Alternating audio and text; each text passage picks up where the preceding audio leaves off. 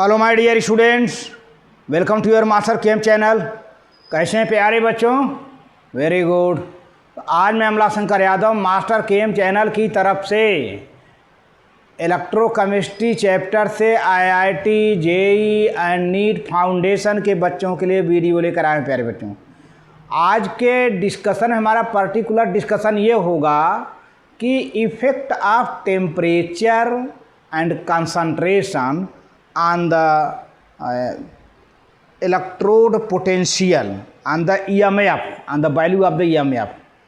और इसी के साथ प्यारे बच्चों कुछ हम कैलकुलेशन देंगे आपको, सेल पोटेंशियल, कैलकुलेशन पोटेंशियल, और ये भी बताएंगे कि जब भी आप नर्म्स इक्वेशन यूज करेंगे तो सेल पोटेंशियल को जो भी हो उसको रिडक्शन पोटेंशियल में बदलिए। जो भी पोटेंशियल हो उसको रिडक्शन पोटेंशियल में बदल के तब रखिए, क्योंकि रिडक्शन पोटेंशियल एक स्टैंडर्डाइज आईयूपीएसी के हिसाब से है। अगर ऑक्सीडेशन पोटेंशियल है तो उसको कन्वर्ट कर लीजिए रिडक्शन पोटेंशियल में, सिर्फ साइन चेंज कर देना पड़ता है। अगर ऑलरेडी रिडक्शन पोटेंशियल है तब तो कोई बात नहीं है, लेकिन ऑक्सीडेशन पोटेंशियल है प्यारे बच्चों तो उसको रिडक्शन पोटेंशियल में कन्वर्ट कर लिया करिए। तो चलते हैं। हाँ तो प्यारे बच्चों, effect of electrolyte concentration and temperature on the EMF, मतलब electrode potential for Daniell cell in which the reaction is.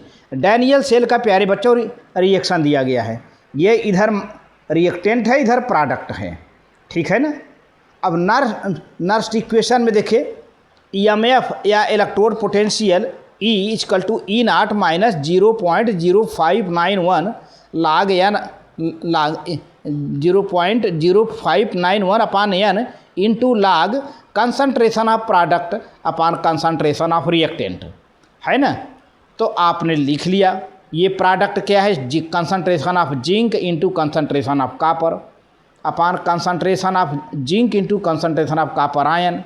ये जिंक आयन है, ये कंसंट्रेशन ऑफ कापर है, ये कंसंट्रेशन ऑफ कापर आयन है, सॉरी जिंक आयन है, और ये कंसंट्रेशन ऑफ कापर मेटल है upon concentration of zinc metal into concentration of copper ion है।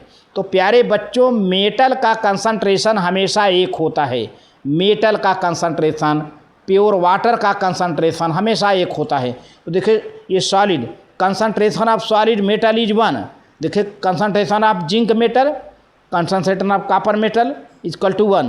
तो इसको हमने एक रख दिया, है ना।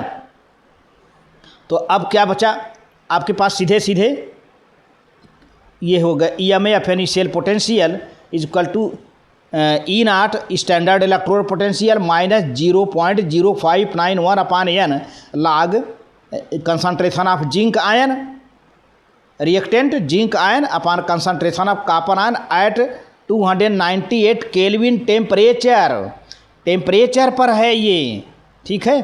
अब प्यारे बच्चों, इस पर जो है कुछ बातें हैं, इम्पॉर्टेंट पॉइंट आप इसे नोट कर लीजिए। ड्यूरिंग अप्लाइंग नर्म्स इक्वेशन, अभी हमने जो बोला वो नर्म्स इक्वेशन ही है। During applying Nernst equation electrode potential is always taken as reduction potential. तो मैंने पहले भी बता दिया था इंट्रोडक्शन में कि जब भी आप नर्म्स इक्वेशन अप्लाई करिए तो हमेशा इलेक्ट्रोड पोटेंशियल को रिडक्शन पोटेंशियल में कन्वर्ट कर लिया करिए। इसके लिए सिर्फ आपको साइन बदलनी होगी। अच्छा, for pure solid, pure liquid, water and any gas at 1 atmospheric pressure the molar concentration is taken as 1, है ना। मैंने अभी बताया था, प्योर सॉलिड हो, मेटल हो, प्योर लिक्विड हो, वाटर हो, या कोई गैस जो कि 1 एटमॉस्फेरिक प्रेशर पर है, उसका मोलर कंसंट्रेशन हमेशा 1 लिया जाता है। ये जान लीजिए, 1, अभी जैसा कि हमने 1 लेकर के दिखाया था। अब कुछ क्वेश्चन है प्यारे बच्चों। Calculate the electrode potential of copper wire dipped in 0.1 molar copper sulphate solution at 25 degree Celsius. The standard electrode potential of copper is 0.34 volt दिया है। तो प्यारे बच्चों, आप नर्म्स इक्वेशन अप्लाई कर लो। पहले ये इक्वेशन लिख लीजिए। कापर आयन है, इलेक्ट्रॉन लेके रिड्यूस हो जाएगा, तो प्यारे बच्चों ये हो गया प्रोडक्ट, ये हो गया रिएक्टेंट, है ना। तो concentration of product upon concentration of reactant लिखा जाता है। क्योंकि कापर के अलावा यहाँ पर कुछ है नहीं, केवल कापर ही है। कापर सल्फेट सॉल्यूशन में डूबा हुआ है। कापर सल्फेट सॉल्यूशन का जो कंसंट्रेशन है 0.1 मोलारिटी है। तो अब इसको लिख लिया प्यारे बच्चों, कंसंट्रेशन ऑफ कापर यानी product upon concentration of reactant, और वही नर्स्ट इक्वेशन हमने पूरा लिख लिया, is equal to E0 minus 0.0591 upon N into log concentration of copper metal upon concentration of copper ion. अब प्यारे बच्चों यहाँ पर स्टैंडर्ड इलेक्ट्रोड पोटेंशियल कितना दिया है 0.34 लिख लिया, 0.34 लिख लिया। और इसके बाद यहाँ पर 0.0591 अपॉन 2, एन की वैल्यू 2 क्यों लिया, क्योंकि 2 इलेक्ट्रॉन है प्यारे बच्चों, यहाँ पे 2 इलेक्ट्रॉन यूज हो रहा है इसलिए 2 लिखा। और यहाँ पर कापर मेटल का कंसंट्रेशन, चूँकि मेटल है तो 1 लिखेंगे, और कापर आयन का कंसंट्रेशन क्वेश्चन में दे रखा है 0.1 मोलर कापर सल्फेट, तो ये 0.1 है। अब इसको डिवाइड करोगे बेटा तो log 10 आ जाएगा, और log 10 की वैल्यू 1 होती है, मैंने लिख दिया। बाकी ये सब चीज़ है, तो ये अब आपने 2 से डिवाइड कर दिया, 2 से डिवाइड कर दिया तो 0.02955 आ जाएगा।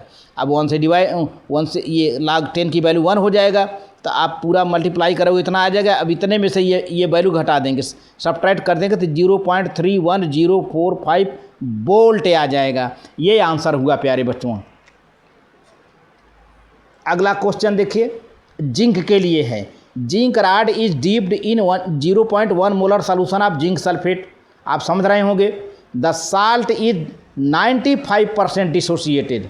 देखिए जो कंसंट्रेशन है जिंक सल्फेट का उसमें से 95% ही डिसोसिएट हो रहा है। At this dilution at 298 kelvin temperature दिया है। Calculate the electrode potential. सारी क्वेश्चन वही है। स्टैंडर्ड इलेक्ट्रोड पोटेंशियल आपको दे रखा है E0 की value. Standard electrode potential calculate, यहाँ पे देखिए, यहाँ पे रिडक्शन पोटेंशियल दिया ही है, आपको कोई दिक्कत नहीं है, है ना। तो अब आप जो है पहले जिंक आयन लिखिए, 2 इलेक्ट्रॉन लिया, रिड्यूस, ये प्रोडक्ट हो गया, अब ये रिएक्टेंट हो गया। अब n इक्वल टू 2 है क्योंकि इलेक्ट्रॉन 2 लिया। अब आप क्या काम करिए, नर्स्ट इक्वेशन लिख लीजिए, वही बात है। E cell electrode potential of cell, या ऐसे लिख लीजिए जिंक आयन, और ये जिंक रिडक्शन पोटेंशियल के रूप में लिखा हमने। ये स्टैंडर्ड रिडक्शन पोटेंशियल है, ये 0.5 है। चाहे आप चाहे तो यहाँ पे केवल ई सेल लिख सकते हैं, E0 केवल लिख सकते हैं, कोई दिक्कत नहीं है। यहाँ पे लिख लिया ये log। अब जिंक का कंसंट्रेशन 1 होता ही है, लेकिन जिंक आयन का कंसंट्रेशन प्यारे बच्चों ये 0.1 मत रख देना, क्योंकि आगे कुछ कह रहा है कि 0.1 में से 95% डिसोसिएट हो रहा है, तब क्या कंसंट्रेशन होगा, नया कंसंट्रेशन। तो देखिए प्यारे बच्चों 0.1 m जिंक सल्फेट, यहाँ थोड़ा अलग से मैं लगाया हूँ, 0.1 m zinc sulphate solution is 95% dissociated. तो इसका मतलब concentration of zinc ion is equal to 0.1 into 95/100। आपने कैलकुलेट कर दिया, क्या हुआ 0.095 m मोलर TI। अब आप इसे रखोगे, है ना। जिंक आयन का कंसंट्रेशन क्या रखोगे 0.095, यानी 0.095 मोलरिटी रखा गया, ये रख दिया गया, ठीक है। अब इसको हम जब डिवाइड करेंगे प्यारे बच्चों, तो यहाँ पर 1000 से ऊपर नीचे मल्टीप्लाई कर देंगे। ऊपर 1000 से मल्टीप्लाई कर दिया, नीचे 1000 से मल्टीप्लाई कर दिया, तो ऊपर 1000 से मल्टीप्लाई कर दिया, चूँकि ये सब फ्रैक्शन में है तो log 1000 इंटू माइनस log 95 आ गया। अब 1000 पर क्या होगा, log जो है आप ऐसे लिख लो प्यारे बच्चों, अलग से मैं समझा दे रहा हूँ। आप 1000 log 1000 को आप ऐसे लिख सकते हो log 10 टू दी पावर 3। तो जब आएगा तो 3 log 10 आ जाएगा, 3 log 10 आ जाएगा। 10 की वैल्यू 1 होती है तो 3 1 जा 3 हो जाएगा, इसीलिए यहाँ पर 3 आया है, देख रहे हैं ना, 3 आया है। और log 95 है तो 2 डिजिट है, तो 2 में से 1 माइनस करिए 1 आएगा। इसके बाद 95 का आप वैल्यू देखोगे 0 पर तो 9777 आ जाएगा। इसको लिख लिया आपने, log टेबल आप देखना पड़ेगा, है। तो ये अब यहाँ पे वैल्यू देखिए माइनस में दिया है, ये जो है ई नाट की वैल्यू यहाँ पर आपको दे रखा है रिडक्शन पोटेंशियल के रूप में, ये रख दिया आपने, ये सारी वैल्यू रख दिया प्यारे बच्चों। अब इसमें से इसको सब्ट्रैक्ट करके जो भी वैल्यू आए मल्टीप्लाई कर देंगे तो आपको ये मिलेगा 0.03021। अब ये है ही है, अब दोनों माइनस माइनस हैं प्यारे बच्चों, तो जब दोनों माइनस माइनस हैं तब दोनों ऐड हो जाएंगे, है ना, तो ये बोल्ट आ गया, ये आंसर आ गया। थोड़ा सा दिक्कत है आपको, देखिए यहाँ पर 95% डिसोसिएट हो रहा है, तो बच्चे क्या करते हैं कि 0.1 मोल ही कंसंट्रेशन यहाँ लगा देते हैं, 95% को भूल जाते हैं। तो नया कंसंट्रेशन जो है प्यारे बच्चों 0.1 × 95/100 आप निकाल लो तो 0.095 मोलरिटी आ जाएगा। इसको यहाँ रख देंगे। इसके बाद अब चूँकि डेसिमल हटाना है तो 1000 से ऊपर नीचे मल्टीप्लाई कर दिया, बड़ी आसान है। अब वो log 10 1000 आ गया।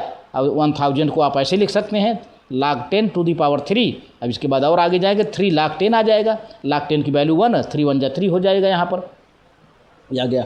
अब ये 95 का 2 डिजिट है तो 2 में से 1 माइनस कर दिया, 1 आया। इसके बाद 95 के 0 पर देख लो 99777 आ जाएगा। अब इसमें से ये सब्ट्रैक्ट करके बाकी जो वैल्यू आए इसमें मल्टीप्लाई करके इसमें दोनों माइनस माइनस से ऐड हो जाएंगे, आंसर आ जाएगा। तो इस तरह से प्यारे बच्चों ये आज के वीडियो में बस इतना ही। Thank you very much.